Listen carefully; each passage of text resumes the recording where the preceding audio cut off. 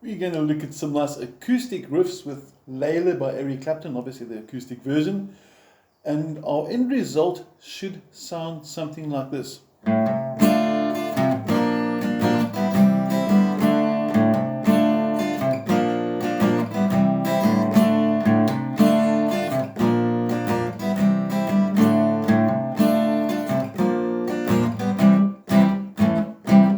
After that, you're going to have some cool bar chords,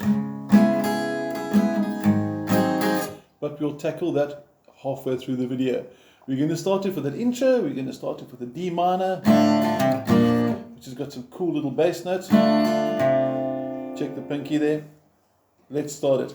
Now I'm assuming you got your PDF in front of you. You can see all the chords, you can see the tabs in the middle of the page, and we're starting with a D minor chord, which looks like this for those that aren't sure. Also, please make sure you use the same finger notation that I'm using as well, so the pinky for the 4. And we're starting off with just a simple down-up strum, like that. And then after that, we're going to strike just the single 5th string. So slow motion, like this. Now watch my fretting hand just quickly. We're going to just quickly zoom across here. And you can see there, down and up stroke, only working the bottom 4 strings, and then catching that 5th string for the pinky we just spoke about. You can see the pinky sitting nicely over here. And after that chord, we need to focus on a B flat chord. Now the cool thing over here is that finger 1 need not move. This is B flat. Now when you watch the beginning of the video, you'll notice my B flat didn't look like that. I've got short, fat little fingers. They don't like being all in the 3rd fret in that sort of squeezed in, squashed in position.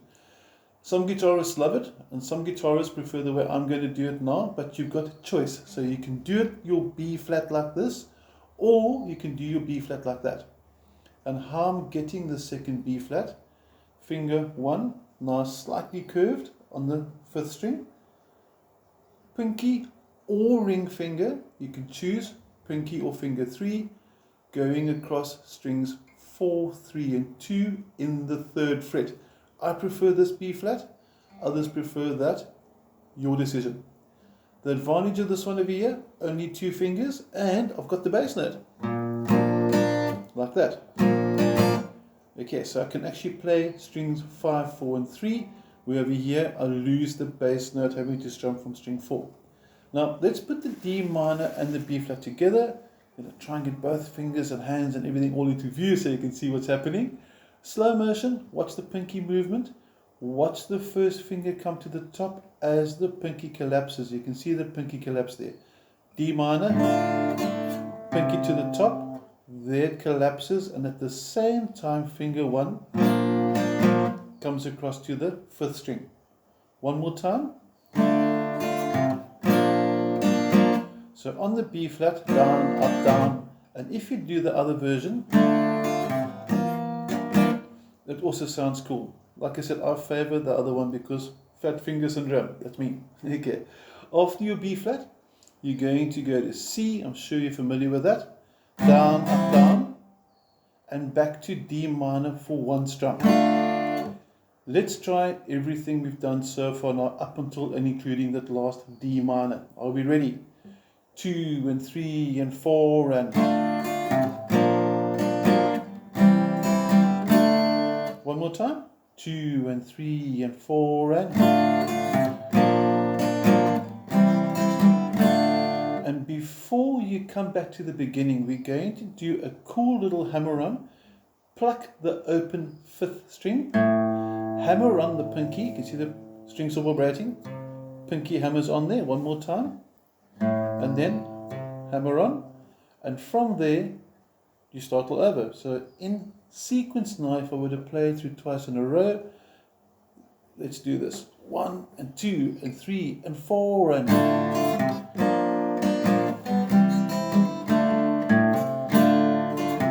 now you got repetition.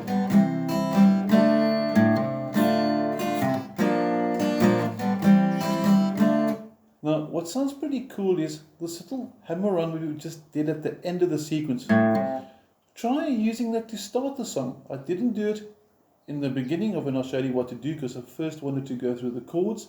But now that you've got the chords and you know the hammer-on technique, you can actually put that in the beginning of the song and you actually end up with this.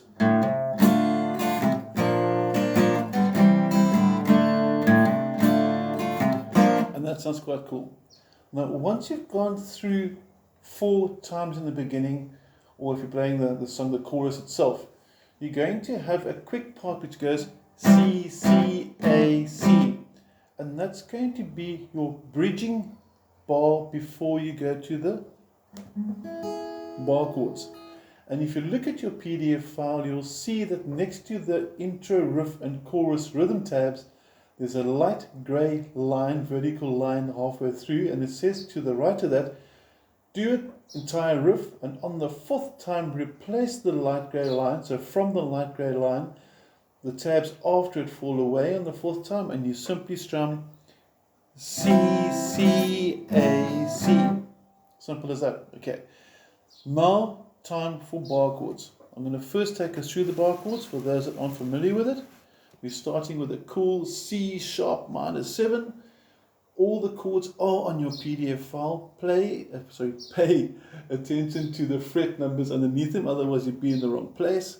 And your C sharp minor starts at fret number 4.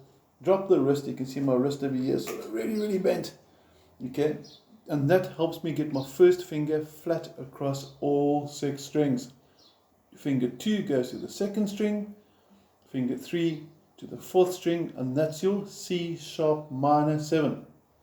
Your rhythm fort is at the bottom of the song as well. You can see that it's got your strumming pattern for the verse, and you're going to start off with down, down, up, down. Nice easy rhythm. You're familiar with that? I'm going to try and get an overall view now so you can see the strumming and the picking hand together. One more time. 2 and 3 and 4 and from there we're going to go to the next chord, G sharp 7. Very easy transition. Simply stay at fret 4, fingers 2 and 3, jump up a string, G sharp 7. It's as easy as that. So if you put the 2 together, you're going to have this 2 and 3 and 4 and. Now obviously you can put a little bit extra into the strumming if you want to. We're keeping it straight down the line to give you a nice, strong, solid foundation to get the rhythm working. After that, back to C sharp minor 7 in the 3rd bar. But what's the 3rd bar? Because halfway through on the count of 3 and 4, you've got the chords C and D. So if I were to play the 3rd bar by itself, it would go 1 and 2 and 3 and 4, and then into E for the 4th bar. And the E is going to go to an offbeat 1 and 2 and. Now, trying to get a nice position over here. There's more than one way to play the E7. The traditional way is to do just fingers 1 and 2. So coming from E, that's your E chord. E7 is simply lose the ring finger. Now what sounds quite cool is to lose the ring finger and put your pinky on the 2nd string 3rd fret. Nice E7 sound. Listen to the difference. Very subtle. Now that note just lifts that E7 nicely. Okay, so it makes it a bit more prominent, gives a nice bluesy vibe to it. And now we're going to play through from the beginning of the verse, from the C sharp minor 7 to G sharp upper string, back to C sharp minor 7, C, D, E to E7 on that offbeat, on the and after the 2nd beat. Let's play 2 and 3 and 4 and.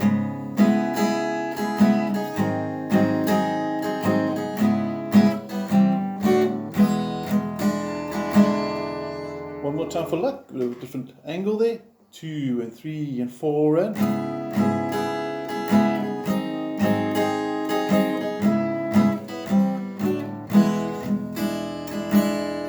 And there we have it. Now the 2nd line goes to F sharp minor, looking like this. Fret number 2, get a better view on the chord changes as well. F sharp minor, fret 2, fret 4. And when you go from there to B7, Also a cool, easy transition. Pinky comes down 2 to the second string, ring finger down 1 to the fourth string. And you'll notice your rhythm is slightly different as well. It's now going to sound and look something like this. 1 and 2 and 3 and 4 and then normal E and A. I'm not going to show you those chords, you should know them by now, but the rhythm's the same. 1 and 2 and 3 and 4 and. So if you put it in context from the F sharp minor to the B7, adding on the E and the A, you're going to have this.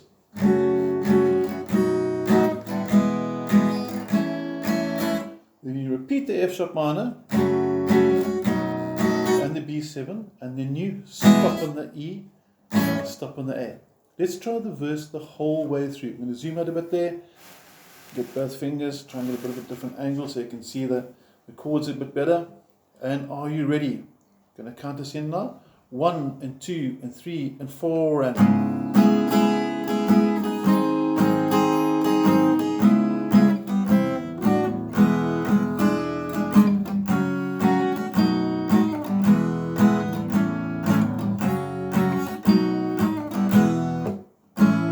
Notice those silent pauses on the last E and A. Listen to the unplugged version of Eric Clapton playing Layla and you'll hear it too. Then we want to put everything together. So to finish off, we're going to play the whole of Layla. Introduction, or the chorus is actually the introduction. And we're going to go to the verse just so you can hear how everything transitions, how they fit together, how everything blends. Are you ready with the D minor? Remember the pinky movements? We're going to lead in with that hammer on, like that. Here we go. 1 and 2 and 3.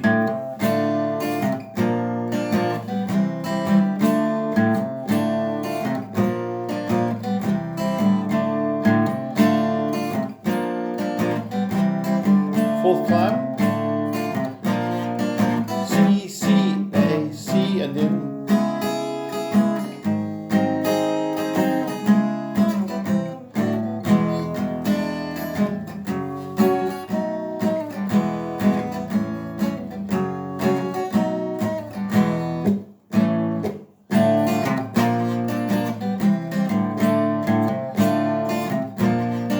And then you're back to your chorus again. It's just those two parts that you're using basically for the entire song. So if you've got any questions with Layla, the acoustic version, let me know. Hope it comes well with the bar chords. Remember with the bar chords, bend that wrist. If it's not bent over here, if I straighten that, my finger curves and then I get strange things. Dead notes, so make sure it's nice and bent and everything's going to work nicely with your bar chords. Any questions, let me know. Otherwise, have an awesome week. Take care. Cheers.